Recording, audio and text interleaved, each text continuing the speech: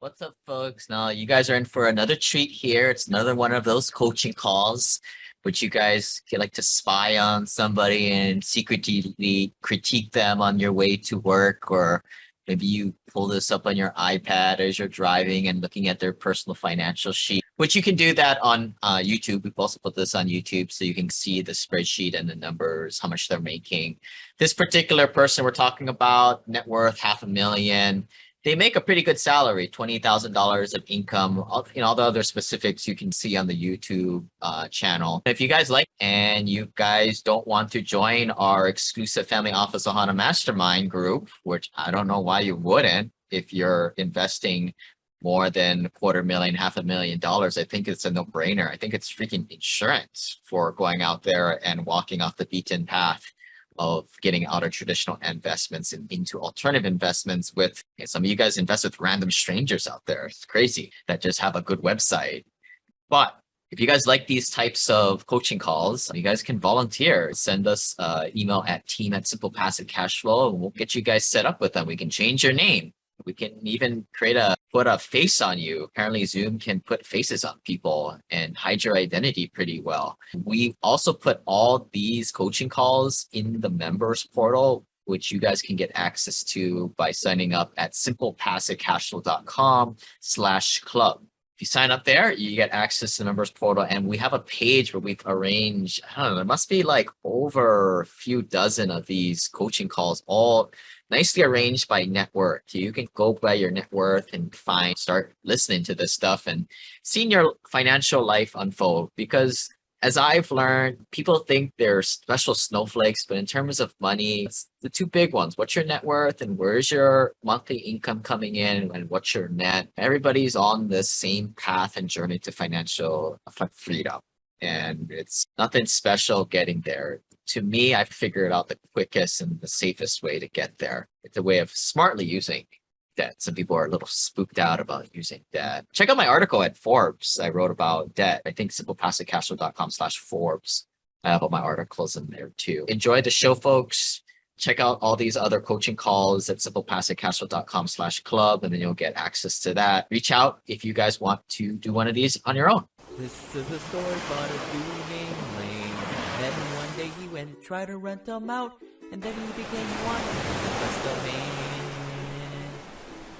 Hey, Simple Passive Cashflow listeners. Today we are going to do a free coaching call for our buddy Nate here, who is also a Huido Pipeline Club member. And probably in the next 30 minutes, we're going to go through his personal financial sheet and get him a good action plan. And maybe this might be a good model for you to follow. Maybe it won't, but hopefully it helps one person along the way. So thanks for jumping on, Nate. No problem. Give us like a little overview. So I'm a DevOps engineer, which is essentially a system engineer, and I work on a website.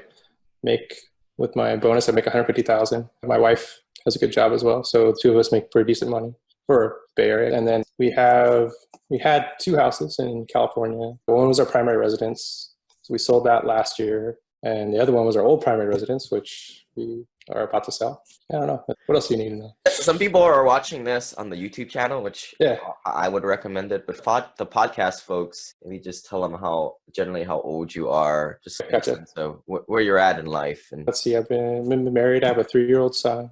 We live in Berkeley, California. Basically been doing what I do in computers for about 10 years. I worked in biotech before that for about 7 years. Pretty simple. Actually, it kind of is. It's people don't know what parts of this are fake. They were trying to protect the identity of the real person. If your real name is Nate, but if we just made that up. But this is a very typical example of a Bay Area investor. So I think this will help out a lot of people moving forward. So right now I have displayed on the screen the personal financial sheet summary. A good overview. A lot of the other tabs feed into this one. A good overview of kind of what's happening, where you at right now, because different strategies work for different folks. Part of Simple Passive Cashflow is it's very simple if you're high net worth, high paid professional. You start with some turnkeys and go on to syndications, but there's a lot of little different nuances along the way, a lot of different wealth hacks that hopefully we can get a good conversation on. But let's just figure out where you're at right now. So the upper left corner here is the app. So you've got some little bit of cash savings, a little over $100,000. and you got some real estate holdings, $600,000 property. Is it the primary residence or? No, we rent. So that's our current rental that we have. And Okay, good for you. I definitely recommend people rent in primary market. yeah, we took that advice from you. Yeah, if you guys want to read that article that I paid someone $500 to write for me, it's SimplePassiveCashflow.com/home, because I really need to get that message out. Yeah, we like it. We actually have it's a nicer house that we live in now. And Yeah, I don't know if I told you to do that. Usually, here's the issue with buying a big primary residence. You're taking that, 100, maybe even $200,000 of down payment. You could have bought 5 to 10 rental properties, each cash flowing a couple $100 at least. A lot of spouses don't care about that. They're like, they want to own their home. But then when you show them, our mortgage would have been $3,000. Let me up the ante and let's go around a place that's $4,000 or $5,000, because financially that makes more sense when you look at the numbers. So that usually gets them. My wife's completely on board. She's pretty savvy with this, or at least more so than I am. So. You will be successful in life. So here are liabilities, and then stacks up with the rental, the $600,000 rental that's always paired mostly this $312,000 mortgage. I'm assuming that's connected. So you're about 50% loan to value on that. Then do you have a HELOC on that thing? Are you tapping that equity or? Not at all. Yeah. So that's some low hanging fruit, and we can talk about that. Sources of cash. Here's like your cash flow, what's happening on a monthly basis. So you got about 20 grand coming in every month, which a lot of people would say is very high, but for Bay Area, that's pretty much average. It's crazy. Yeah. Yeah, it's crazy. And I'm just kind of curious, what is your how much you're paying for rent? My rent is $4,000. Okay. Yeah. It's not the 9. How are you getting the 9,000 in there? That is also schooling for my son. Okay. Yeah. So between those two, it's about 65 or about 6,000. Okay. So the private school is what, like 30 grand a year, 40 grand a year? Let's see, it's about 1,850 to 2. We changed it, so it's anyways about a little less than 2,000 a month, so about 25,000 a year. Yeah. I know that's a lot of people in Hawaii have to do that because public schools are not the greatest here in Hawaii, but yeah, you added right on there. I was like, whoa, man, you're really living in a mansion there, but looks like that. But that makes total sense, and that's a decision you guys make, and it's not a bad one. Yeah. So you're running. What I ask a lot of people a lot of time, I don't really care how much you make. It's more this cell Q53, the delta between how much money you're making and how much money you're spending. And this is a very healthy number here. This says that you're able to save about 50 grand a year. From average people, you're like the top 0.10001%.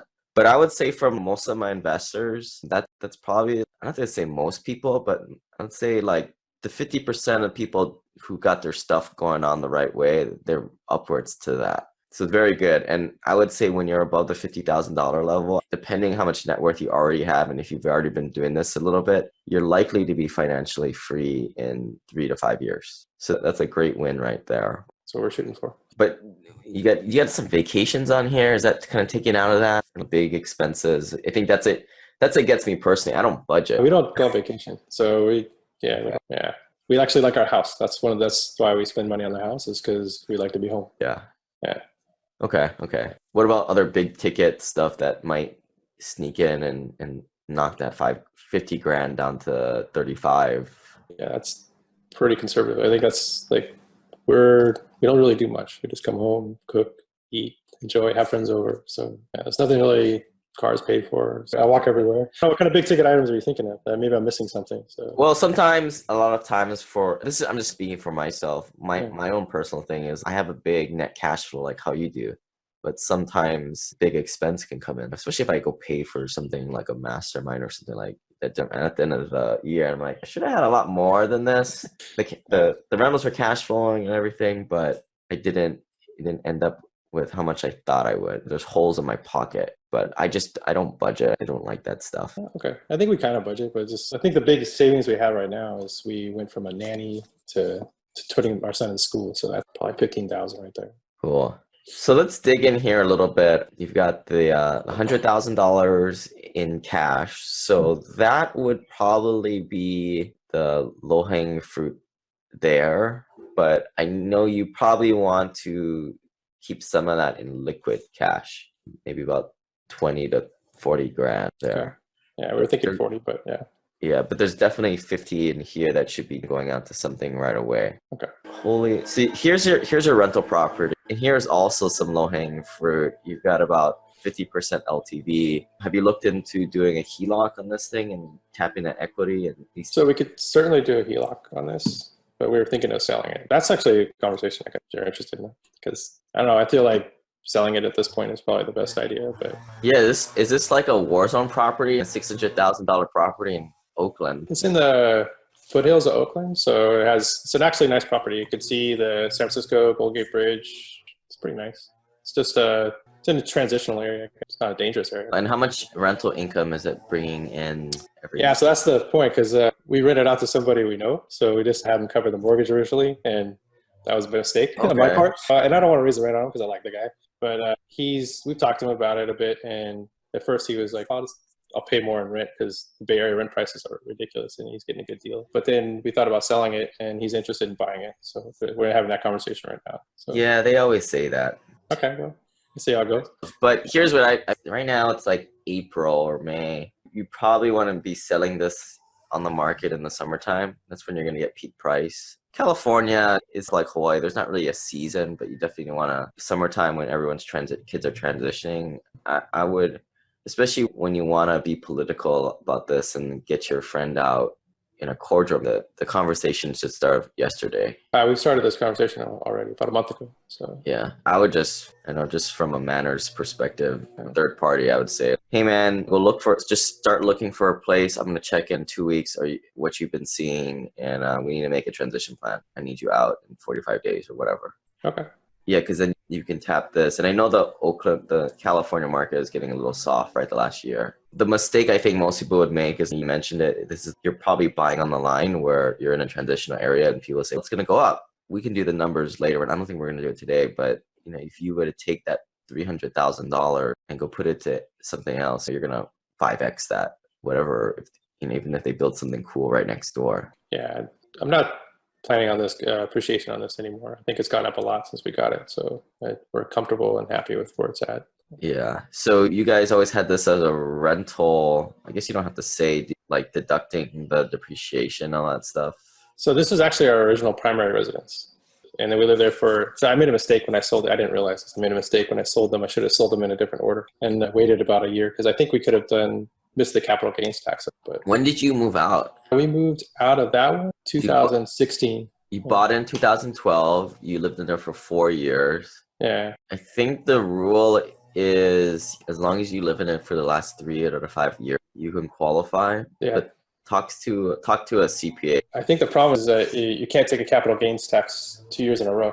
I took one last year when we sold the other house. I don't know if you can take another capital gains tax. And you have to wait. I think you have to wait every other year, but I could be wrong. Not following. Maybe I don't know what I'm talking about, but instead of paying capital gains on the last house we did, I don't know what the term is, but we didn't have to pay capital gains last year when we sold our primary residence, the old house we just moved out of. And then if we were to sell this house now, because we live there, I don't know if we could do that twice in a row. I think you have to wait every other year. Oh, I don't think it matters. Okay. That's good. That's great to know. But I'm actually unsure about this because I owned the property and I rented it out for a couple of years. Okay. And I think I made a mistake there. I should have moved in for a year and I wouldn't have to pay taxes on the gain. Or I don't know if you would have prorated it if that were the case. Okay. Yeah, I was trying to read about this too. That's one of the questions I was going to ask you about. But yeah, just talk to a CPA who does this all the time. Okay. Don't talk to a 1031 guy. They're just going to sell you on a 1031. That's what they did to me. Yeah, I'm not interested in that either. So yeah.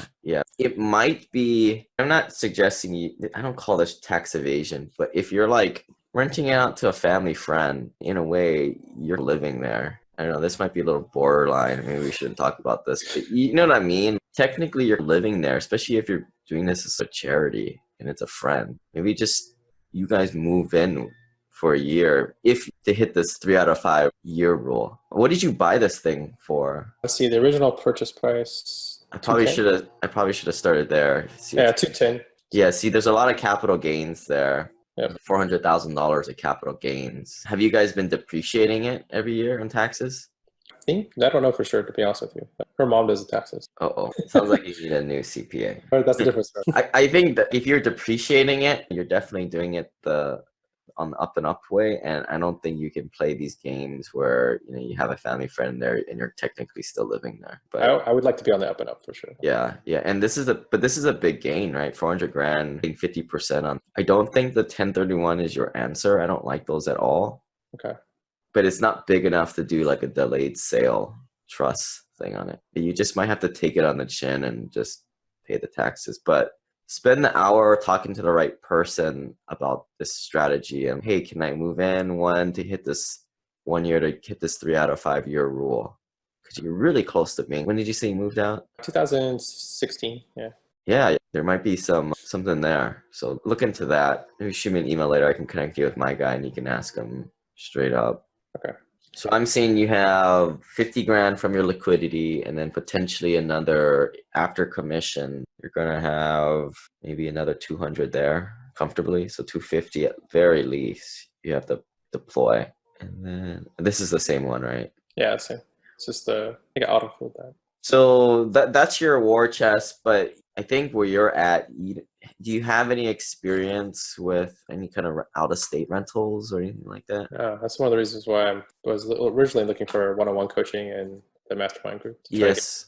So I think you're looking at your net worth, and yeah, I think actually didn't even look at your net worth, but now that it makes sense, you're in this limbo land. I don't know if eventually your guy's salary is high enough and that private places are going to be your thing, and you're obviously very busy. But I think your next pass would be pick up a turnkey rental and just get some experience under your belt. Okay. That's what I was thinking, but yeah, I was going to talk to you about that. Yeah. So let's talk about that. We've got some bullets and now we need to figure out how we're going to go fire these things and go acquire some properties. So what have some things you've done so far, and then what's your tentative action plan? What have I done so far is join the mastermind group. No, I've been reading, different things, read your website. I'm putting a point where I need some guidance. I'm not exactly sure where to start. So that's why I'm here. That's why I'm talking to you right now. So Okay. No, that makes total sense. Because most times people, they'll come into the mastermind after they'll listen to the podcast for sure, but then they'll be doing some books and podcasts for about a few months to 6 months. And they've already got a formulated plan in their head. They learn about turnkey rentals, they already have that realization. I'm sure you have already done this where you live in the Bay Area. You're not going to find anything in the state that's going to cash flow. That's not a D class. For sure. Yeah. So the next logical step is, all right, where do we buy? Are there any markets in your head that you're eyeing? So I know the markets that people say that are interesting or you should look at, but I don't know how those decisions are made. That's one of the main questions I was trying to figure out right off the bat was like, how are people finding markets and what markets do and why are they finding them? Why is that a particular market like Kansas City, Indianapolis? I know I've read some of the stuff that people say, but I wouldn't know if you give me a map, like where do I begin looking at it and finding a good market? Yeah, the simplistic way I put it is you're trying to find properties in secondary markets with robust economies. So secondary markets are places like Kansas City, Memphis, Indianapolis, Atlanta. You can categorize it by like population size too. Not like the mega cities, but like at least 100,000 people, good size. And then of course pair that with the robust economy. So Detroit's a secondary market, but it's not a very robust economy. So that part I understand. How would you how do you prove to yourself that this economy is robust? Like for instance, Kansas City, Indianapolis. What are you looking at to prove to yourself that, this is a robust? I know why you would probably say Detroit's not, but well, you just look at one thing I look at is like Fortune 500 companies in that area. What kind of industries is it? Like Las Vegas is not a very economically diverse city. It's a lot of tourism. There was a cool chart I had in the last investor quarter letter video and site, SimplePassiveCashflow.com/investor quarterly. Maybe I'll display that real quick. Is that the one from last night? Or? Yeah, one from last night. But I don't have a list for you. But my thing is, there's already a list out there. So a spoken list that people are like, or we just like to stay in these types of areas. Yeah. And the nice thing about that is that there's already, if you follow the footsteps what other people have done, you don't really have to recreate the wheel. There's already property managers, there's brokers. Yeah, that's like one of the questions I had too. Is if you're investing out of state, how are you finding contractors? And this is through your network. So here's that image. The green ones are supposedly more diversified job markets. The red ones are not. I don't really agree with Salt Lake being a diversified market. And I also don't agree with Atlanta. Atlanta's got it all. It's got like Class C worker, blue collar workers working in industries, manufacturing, like the Mercedes plants and stuff like that. And it's got your lot of white collar workers too. A very diversified market. That's why I think Bloomberg made this thing. I just taken a lot of data points, and you see the same things pop up again and again. But then you're also looking for tertiary markets too, because even the secondary markets, everybody is flocking to now. So question on this one, for instance, they say Buffalo is a good diversified market, but then isn't that the one where the population went from 500,000 down to like 250,000 in the last 15, 20 years or something like that? Well, you might be right, but I already am not even looking at it because it's a primary market. Brilliant. Okay. I mean, Baltimore is DC, right? Buffalo, yeah, primary market. Okay. Not to say you can't, it's not going to appreciate, but that's just not the game I play or what I recommend. Yeah. I was just looking at this map that stuck out to me when I saw it the first time. Yeah. Yeah. So that's my recommendation. And then just taking this map, right?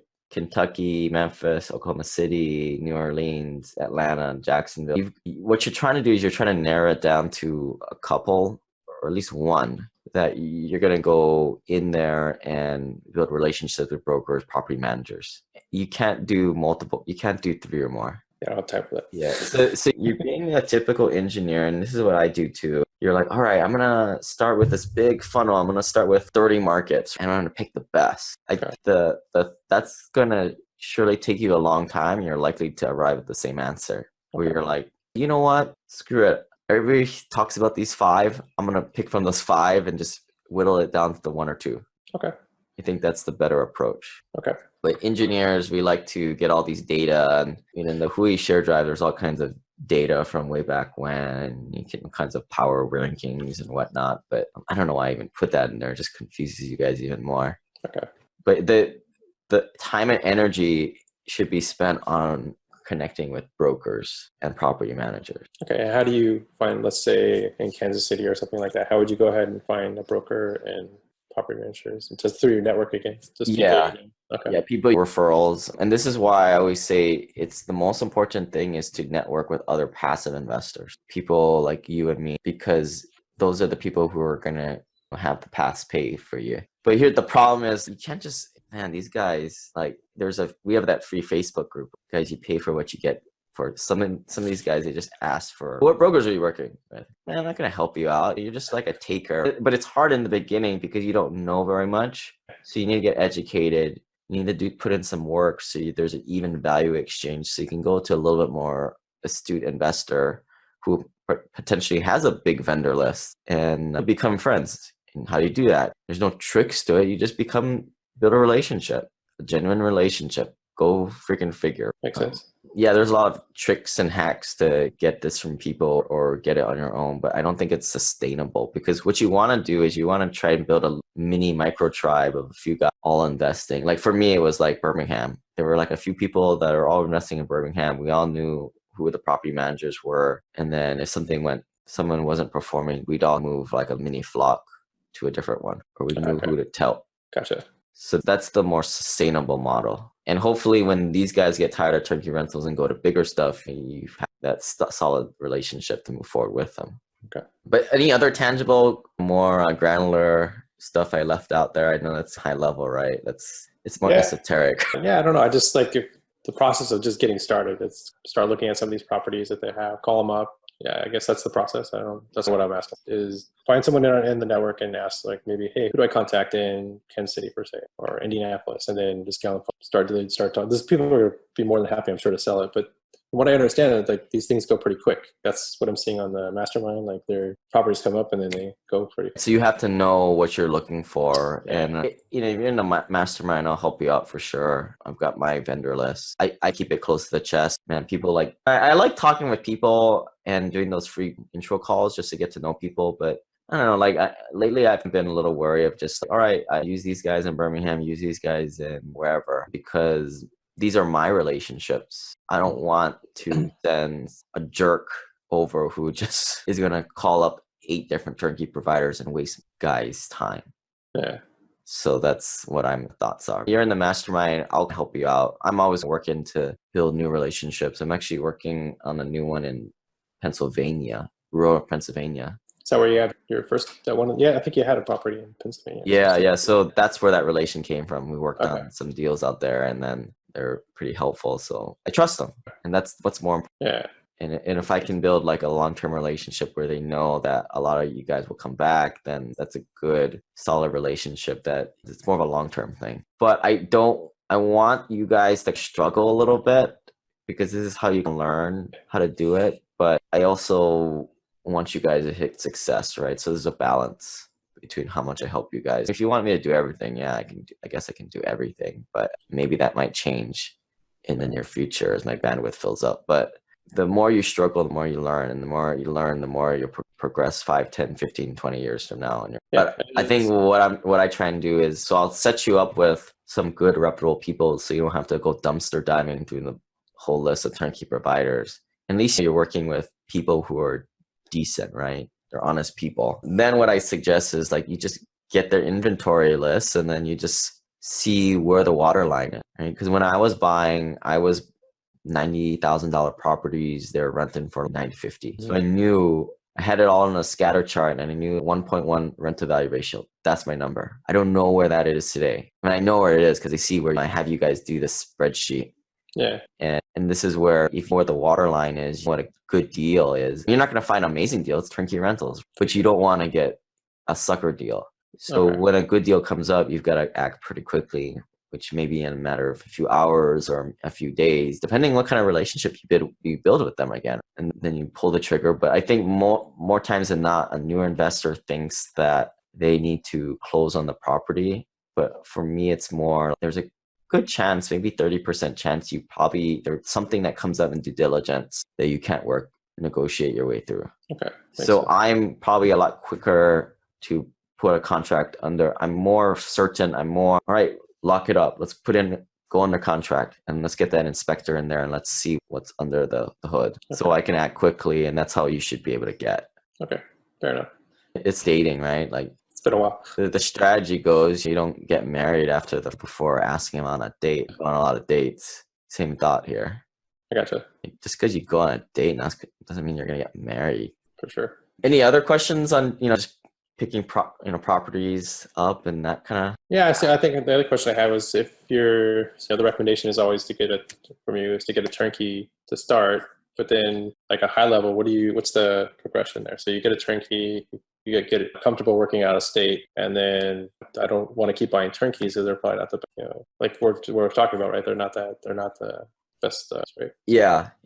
But the beauty of this is once you get one turnkey and you get it going, yeah, sometimes they don't work out. I would say like 1 out of 3 times you might buy a dud. It just gives you some problems. But overall, you're hitting that nice returns on average. Okay. Definitely way better than the stock market. That's what you're talking. But then here's the path. And a lot of the investors that I started working alongside when I started, there's this path of you do the whole burst strategy, buy, rent, rehab, refinance, which I'm not a fan of at all for high net worth individuals to be buying like 50,000 pieces of junk because the exit strategy isn't there. Like you can have a portfolio of 40 properties of $600 or $60,000 each, but that's cash flowing. But there's a CapEx that's going to hit you on this stuff somewhere between year 5 and 15. And now you're going to pay back all of these returns. It's just not a sustainable way of investing, but it's a way of doing it. And I guess nothing wrong to you if you can prove me wrong with the numbers, but you're either going to go down this path of burring and creating value that way because maybe you like doing that. And this is where you start to do it and you start to figure out if you like it and if you're good at it. Me personally, I don't like it. And because I don't like it, I don't spend the time doing it and I never got really good at it. Okay. So that's why I went to being a more passive and a bigger deal. And that's a progression. Gotcha.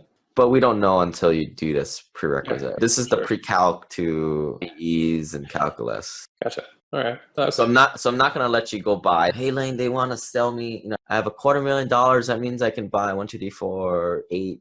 I can buy 12 rental. You probably buy 12 rental, pretty solid ones tomorrow. I would probably be like, no, don't do that. At most, maybe buy 4. and let's Okay. pause and think, and let's come back and talk 6 months to a year from now. Where do you want to go? Gotcha. What's your Okay. thoughts and feelings and how things are progressing? Okay.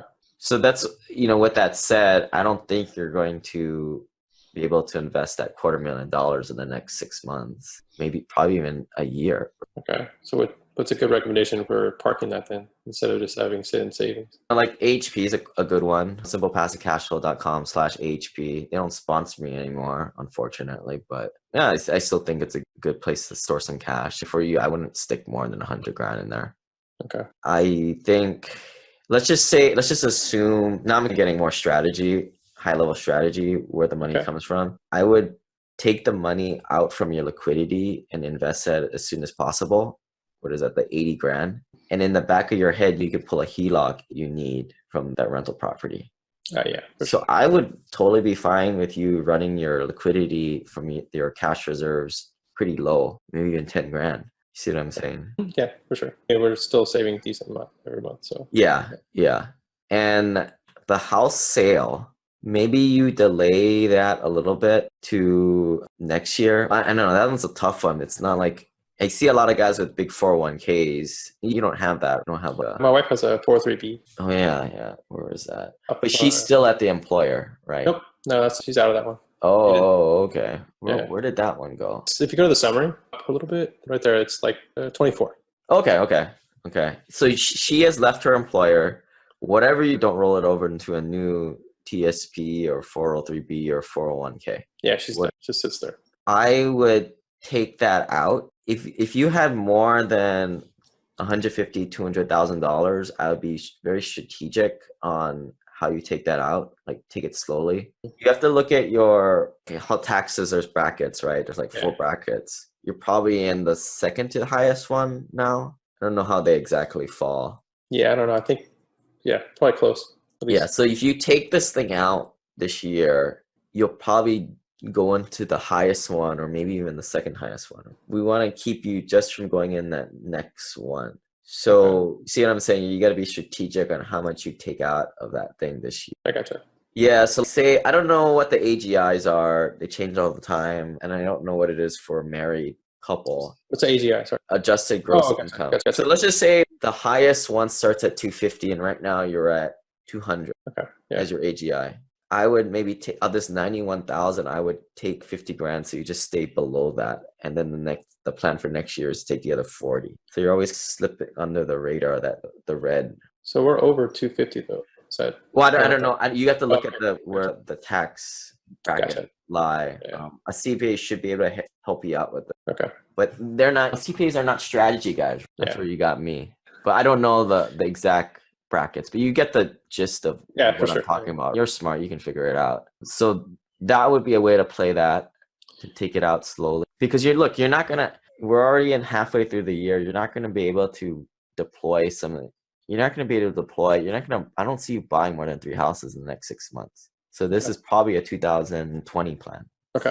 But then also remember, you also have to be thinking about this in the back of your head. Like, I do think you should sell that house right away. Mm-hmm. So that $300,000 or $200,000 of gains comes right on your income. So if you're going to do that's going to blow up your AGI. Yeah.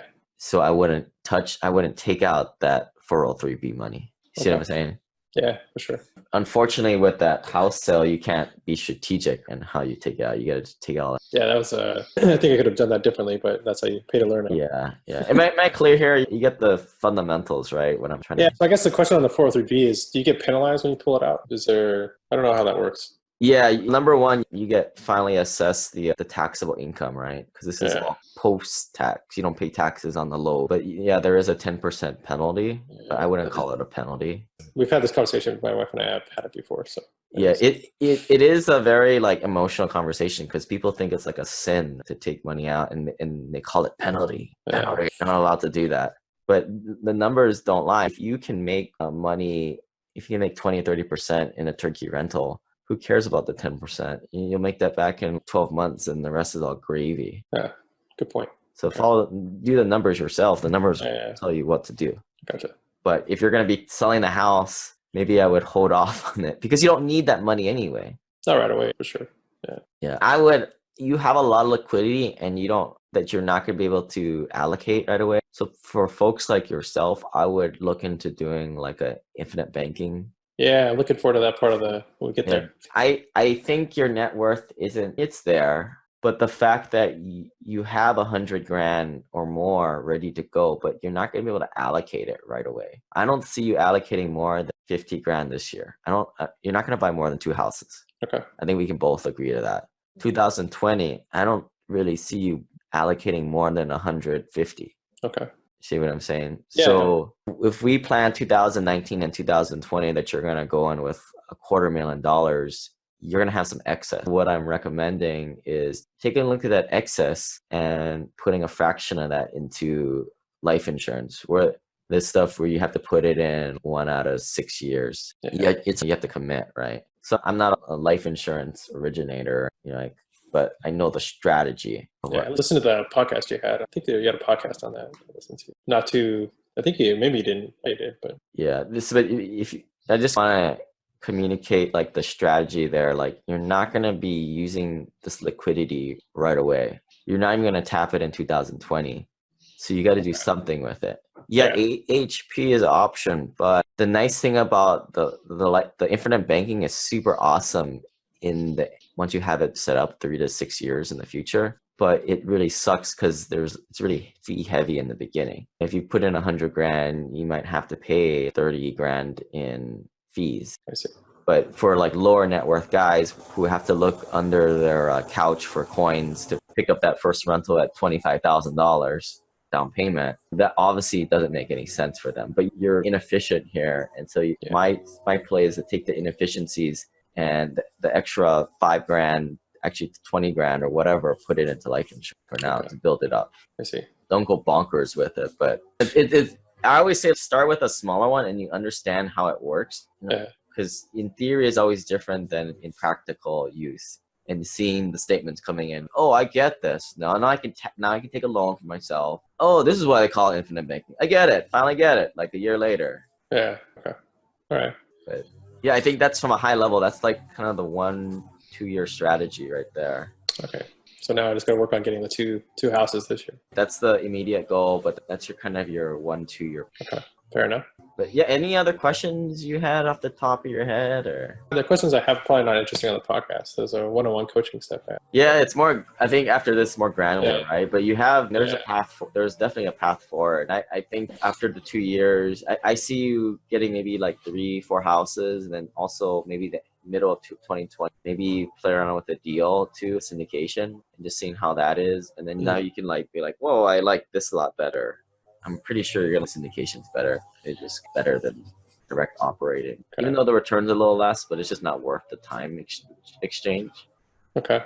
So you'll just go into more and more deals. I would say probably like 3-4 years from now, because you're especially saving 50 grand a year, I'm sure that's going to go up. You're going to get into this rhythm of going into a deal every maybe 2 or 3 deals a year. And obviously that's going to take a while to build up like a war chest of 12 deals of $50,000 positions in each deal. It's a sustainable model, and not all the deals are going to go well, not all of them. But I think on the average, what's your goal here? I guess we didn't talk about that. I mean, what's my goal as far as passive income, or as far as why I'm here trying to learn this stuff? Yeah, passive income. I guess it would be something around 10K, so that my living expenses are covered basically. So I can live the life I have right now and not have to worry about it going to work. I can go to work. I probably will, but I don't want to. So if I press the Fed like the infinity time stone, and I could just fast forward right now with the liquidity you have in hand and the equity you have in hand, you could probably be, if I just take your assets and times 10%,